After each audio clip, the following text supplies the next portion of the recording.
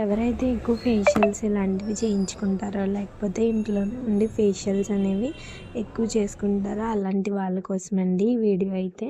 ఇప్పుడైతే ఫుల్ వీడియోలోకి వెళ్ళే ముందు మన ఛానల్ ఇంకెవరైనా సబ్స్క్రైబ్ చేసుకోకపోతే సబ్స్క్రైబ్ చేసుకుని సపోర్ట్ చేయండి.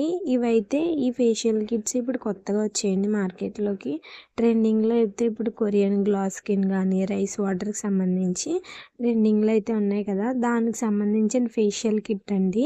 ఈ కిట్లో అయితే మనకు 4 స్టెప్స్ ఉంటాయి.